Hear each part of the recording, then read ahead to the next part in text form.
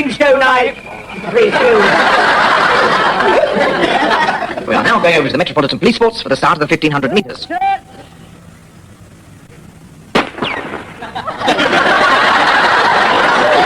Driver. There we are. Oh, well done, sir. Wrench. Pincers. Small screwdriver. Ah, that's it.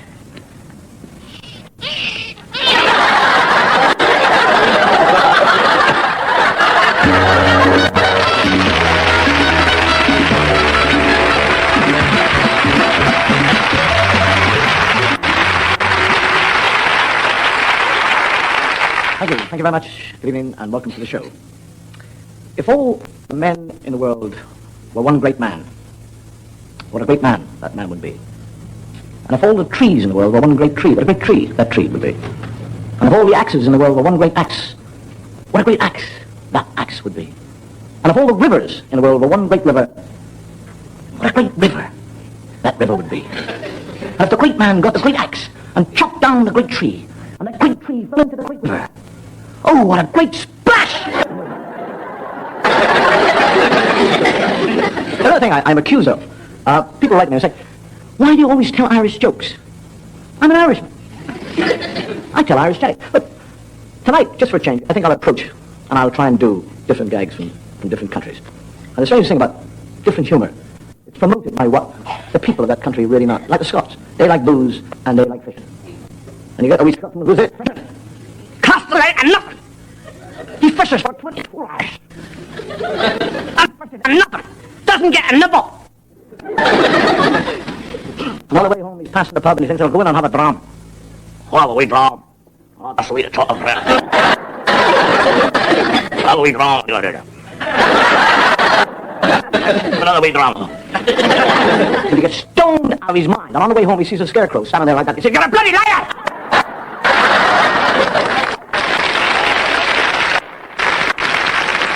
The Italian sense of humor is guided by basics, like food, the family, and sex. You get a fellow in Venice, the gondola, and he decides to leave his wife. He gets in his gondola and he's going down, and he said, "Ever taken a side of you? I'm not going away. I'm no more going to talk to you, you Nora." She said, "Oh, what about the bambinos?" He said, "I screw the bambinos."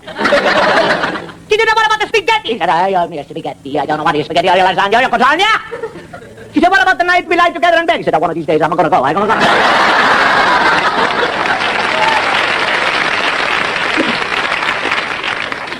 The Germans actually have a Teutonic system.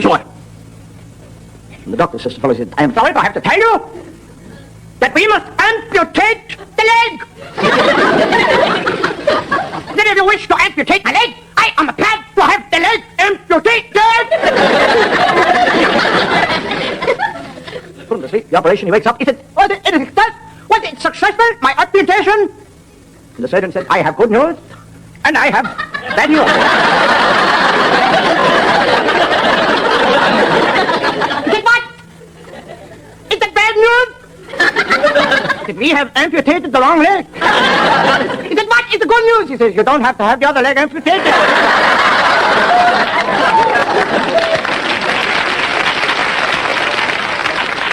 American humor is guided by what we call the social atmosphere of the time. And I'd like to take, if I may, down into the southern states, into a very small county, and there's a local election, and there's a little colored fella there going to vote. And there's what I call a big redneck sheriff standing there, and he says, "Where you going, boy?" He said, I'm going to vote, sir." Said, "Boy, you know, in this county, if you want to vote in this county, you've got to be able to read, and you've got to be able to write." I can read, and I can write that." He said, "Well, I was just going to put you to a test there, boy." And he gives him a ballpoint pen and a piece of wax paper.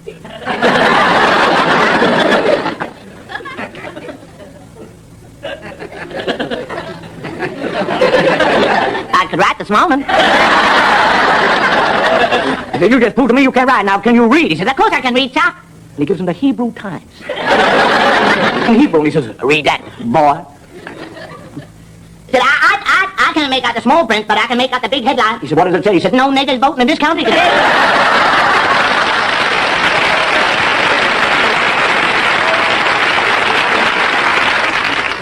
the English love what we call sport.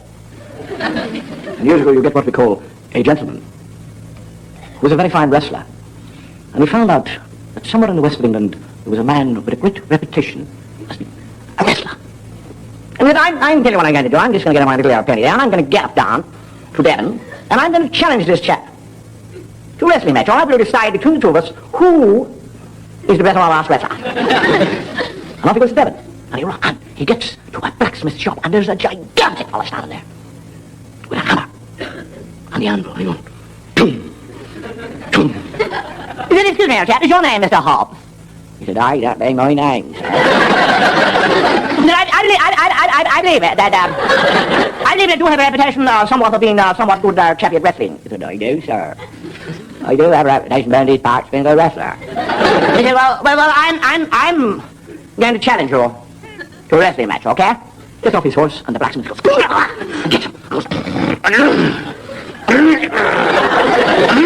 picks him up. 20 yards over the hedge into the muck. Boom! And that becomes, peeps over the hedge, and the fellow says, can I do anything more for you, sir?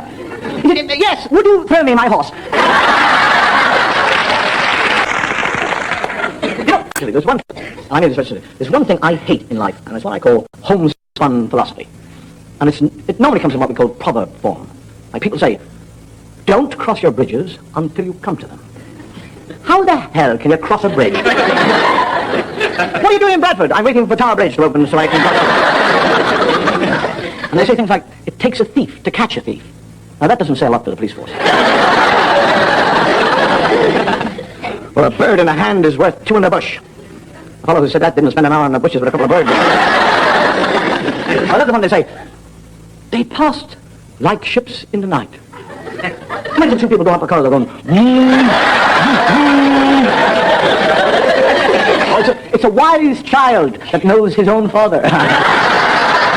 It's a brilliant child that knows his own father. And yet they say also that the child is the father of the man. I'm not surprised who he knows his father is, then I'm And the one I love. Teach your grandmother to suck eggs. Hello, Granny. Hello.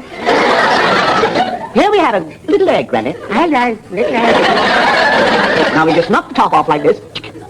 Hello. Put it in your mouth and take a deep breath. And you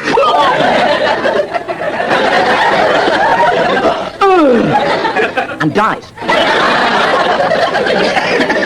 Teach your grandmother to suck eggs. There's many a slip twixt cup and lip. I bet you the fellow who said that was a drunk. Of all the proverbs that there is only one which makes any sense to me, and that is the saying that action speaks louder than words.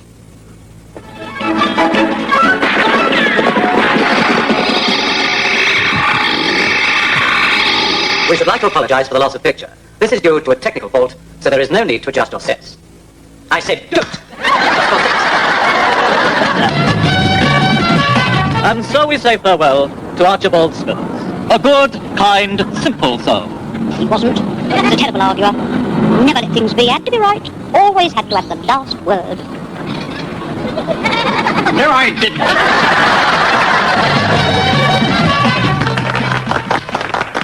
Thank you very much, ladies and gentlemen. And now for my final demonstration as to the power of hypnosis, I do require the assistance of one member of the audience. Thank you, sir. So kind of you, but I do, in this case, for this demonstration, prefer to use a female. You will understand why after I have demonstrated. Madam, would you be so kind as to come up on the stage and assist me in this final trick? You are very kind. Now, the thing I do ask you is not to be nervous, not to be frightened in any way. I just want you to listen to my voice. I want you to completely relax. Relax and listen to my voice. And watch this as it moves backwards and forwards. A sleep, a heavy sleep is descending upon you. You are beginning to float. You will listen to my voice. You will obey every command. In a moment, I will wake you up. And when I wake you up, with a snap of my fingers, you will have an uncontrollable desire to take all your clothes off. You will take all your clothes off when I snap my finger. Filthy beast! You ever heard the expression, it's all in the mind? You're imagining things. You should see a psychiatrist. People who see psychiatrists are people who build castles in the air. And a psychiatrist is like a landlord. He collects the rent. The fellow goes in and he said, can I speak to you, doctor? He said, yes, what? He said, I think I'm a dog. I am a dog. I'm a dog! The psychiatrist said, would you lie on the couch? He said, I'm not allowed on the couch. Well, the priest in the confessional box says, do you suffer from harmful thoughts? He said, no, I enjoy them. They say it's all in the mind. The man who controls the mind, and he's lying in bed, and he is about to go to sleep. And he's worked out his own way of making his body go to sleep. And he lies there and he says, toes, toes, go to sleep. Foot, heel, leg, knee, go to sleep. Thigh, body, go to sleep. Arms, go to sleep. Jaw, go to sleep. Brain, go to sleep. Just then a very beautiful girl in a negligee walks in and says, darling, I love you. And he goes, everybody up! Everybody up!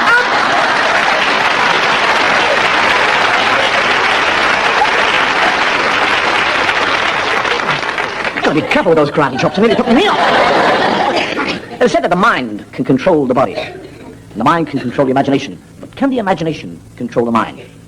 I suppose it all depends on what state your mind is in at the time. Oh, sorry. Oh, that's all right. I'll knock. Bye-bye. Bye.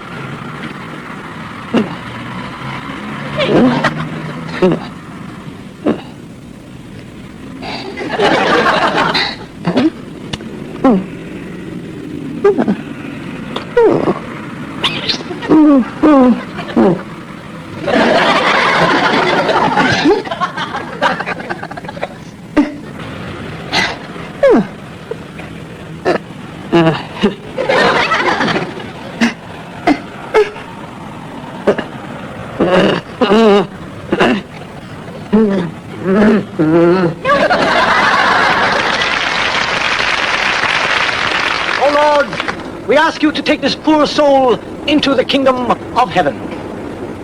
I beg to differ. This one belongs to me.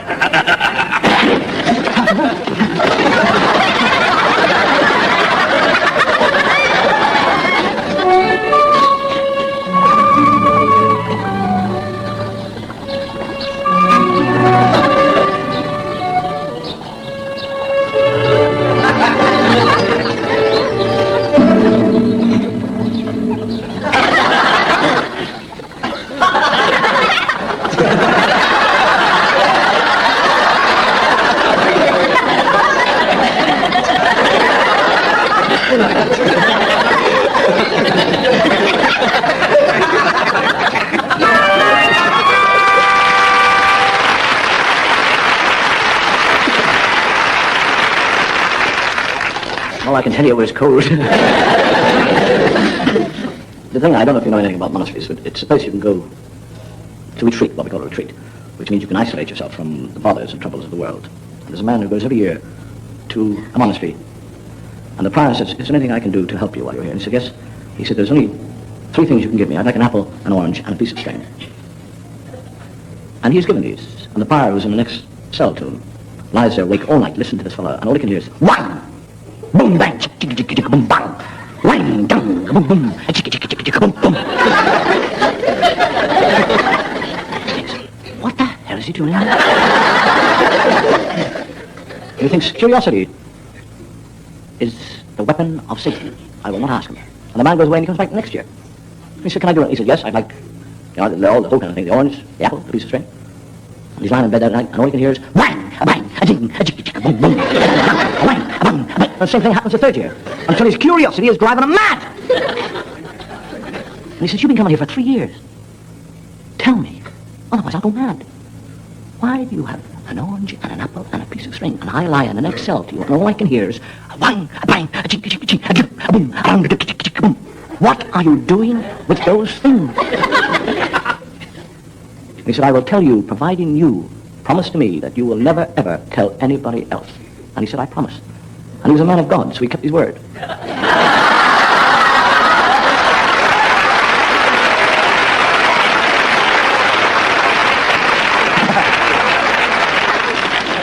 Drive you mad, But the terrible thing is, when I'm telling a gag, I can't remember whether I've said orange, apple, or apple and orange, or a piece of lemon. I'm not quite sure. We, in the show, generally come to one part of the show where we have what we call a hodgepodge collection of items.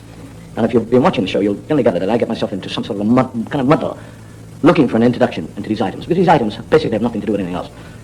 So tonight, I think I solve this problem. I won't look for an introduction. I won't even bother about it. I will just relax and let you see them. And in seeing them, you'll know why I haven't looked for an introduction. Because it can actually be a great problem to find something which helps the items. So I've thought about it, and I've said to myself, it's a worry. And I got enough worries. Why the hell should I worry about an introduction? Why should I sit in there going, I've got to think, so I won't do it. I will not have an introduction for these items. I've got my own problems. I got problems of mortgages, bills, children. Whether the light goes on, who needs a problem for an introduction? I don't need it. If you want an introduction, make up your own introduction. I am sick and tired sitting here thinking about introduction. Morning, Mr. Jefferson. I'm just going to remove the plaster. That's right. Please put your hands by your side. Please relax. That's right. I'll just remove the buttons. Now, please, Mr. Jefferson, do not be difficult. That's right. Will you just put your arms down by your side? I shall remove the plaster in one.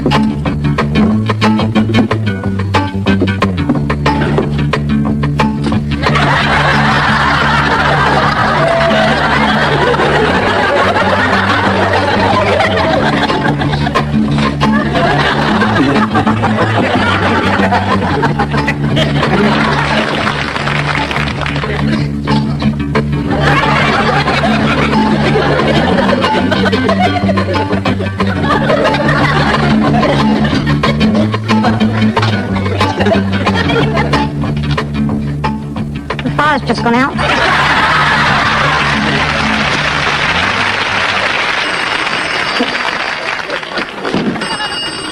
St. Mary's, Father Flanagan speaking. It's himself. Remember, your phone could get you closer to someone you love.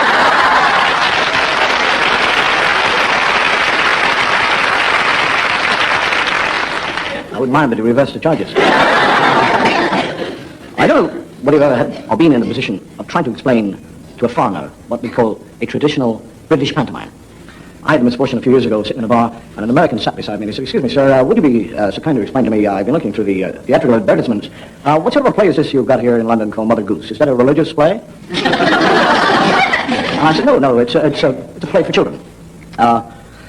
It's a story about a person called Mother Goose, who is a man dressed up as a woman. I said, oh yeah. And I said, Mother Goose has a son called Jack. I said, yeah? How does Jack feel about how a mother who's a man dressed up as a woman? I said, well, in actual fact, Jack is a girl dressed up as a boy. And they have a goose. I said, yeah, well, what's the premise of this story? And I said, well, Mother Goose, who is a man dressed up as a woman, and her son Jack, who's a girl dressed up as a boy, are rather poor. And they're having trouble with the landlord, who's a man, dressed up as a man. And there's an additional problem that the landlord's daughter, and he said, don't tell me, there's a boy dressed up as a girl. And I said, no, it's a girl dressed up as a girl. She falls in love with Jack, who's a girl dressed up as a boy. And I said, yeah. Huh? What happens? And I said, well, there's a fairy.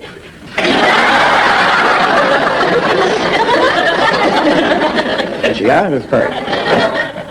Who comes in and waves a magic wand, and the goose lays golden eggs. And the landlord, or the squire, who's a man dressed up as a man, falls in love with Mother Goose, who's a man dressed up as a woman. And Jack, who is a girl dressed up as a boy, marries the girl who's dressed up as a girl. And he said, what about the fairy? I said, well, she got the goose.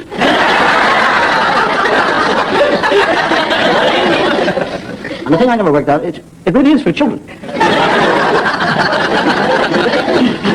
Actually, the thing that I've always personally loved about fairy stories is that they always begin with once upon a time, and they always finish up with, and they lived happily ever after.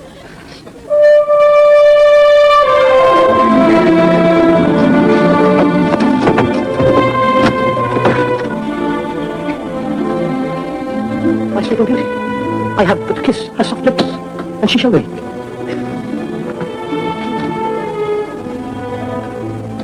Where on earth have you been? Oh, God, I will hear you, your lies. I know gallivanting around enjoying yourself, leaving me here all on my own for the past 100 years. Oh, look at his face, just look at it. Dust and cobwebs all over the place. Look at the floor, it's absolutely filthy, absolutely covered in grime. And you might clean it up the filth before you go and leave me here and then wake me up with all this dust and filth. And who knows what this spinning wheel here? For heaven's sake, someone could go and quickly access. Out.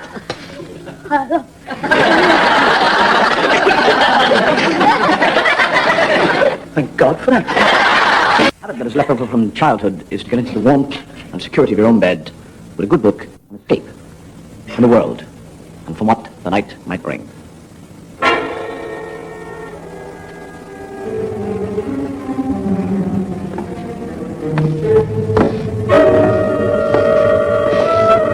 Is anybody there?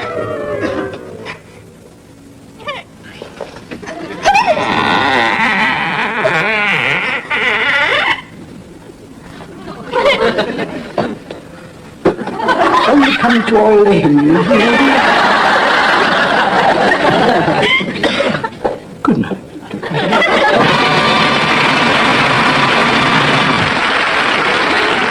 You notice that most horror stories actually have what they call the curse of.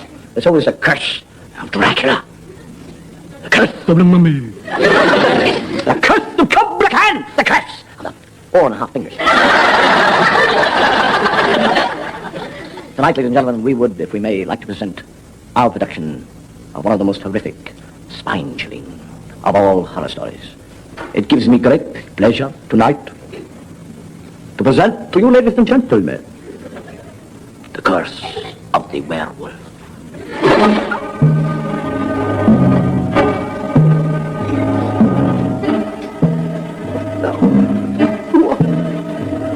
Away me!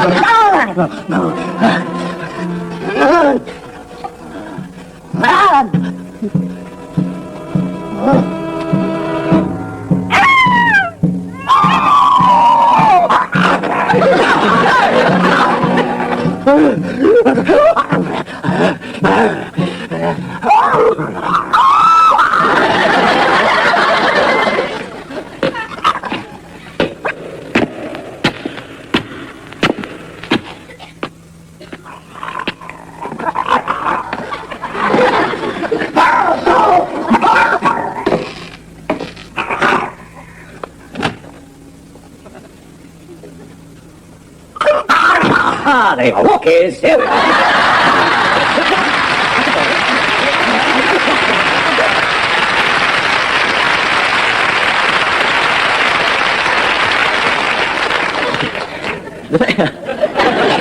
In doing something like that, so we've got to do it in stages because my hair doesn't grow that fast. Really, I mean, we make up and then what we say we stop tape, we hold it. And I go off and I get made up a little bit more and I come back and we do a little bit more and so on. And I was just in the final stage when something went wrong, so I had to wait for half an hour. So I had to go to the loo. So I walk in, there's a fellow standing there, so I'm doing what I'm doing, and he's doing what he's doing. And he's going, he went,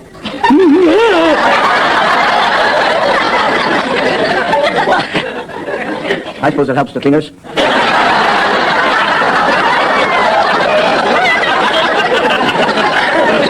I'm telling you, it's true. That's the thing I like, because I mean, you go for a drink in the bar on the BBC, and it's the only place in the world you'll see Henry VII and Henry VIII buying Queen Elizabeth I a Bloody Mary. Actually, I'm very fond of what I call history, or what is known as history. And did you know that King Harold of England, the man who fought the Normans, was one of the greatest inventors in the world? Did you know that he invented a very specific type of arrow? But in inventing that, he wasn't thinking that he had invented an arrow, he had invented a telescope. And he went down to Hastings and saw all those Normans landing and he said, "Hand me my telescope." And went, "Oh!"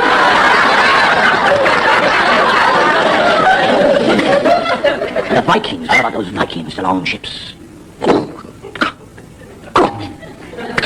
Those bronze, blue-eyed Norse gods.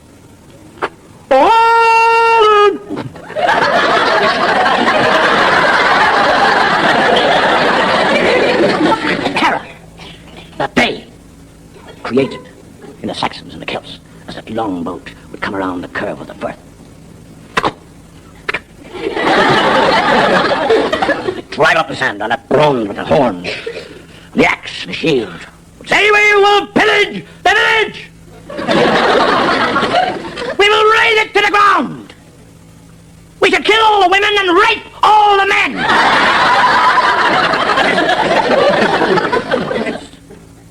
You got that, one? Kill all the men and rape all the women. He said, "You play your games, I play mine."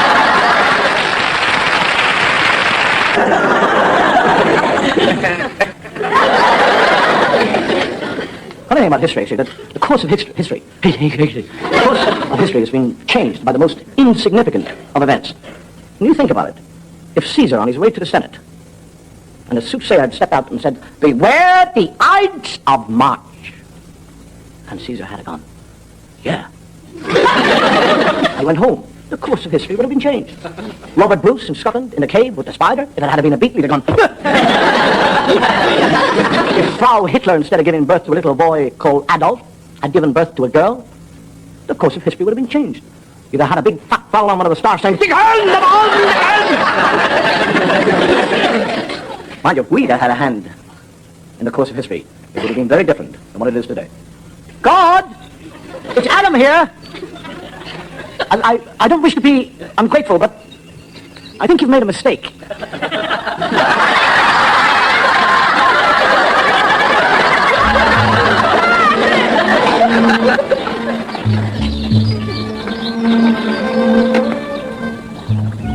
Oh, Moses, forgive me, but you are meant for better things.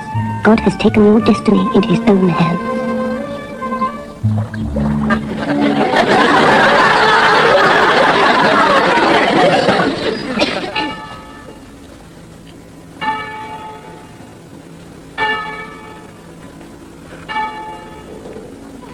I, Richard of Gloucester, whom some do call a knave, with my own hand dispatched her husband, the prince, unto the grave.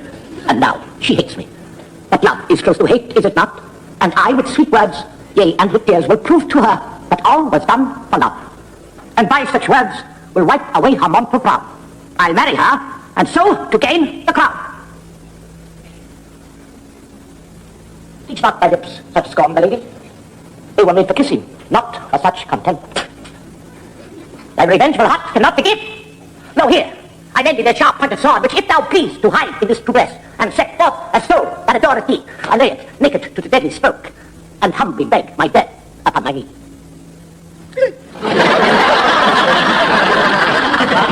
You were not supposed to do that.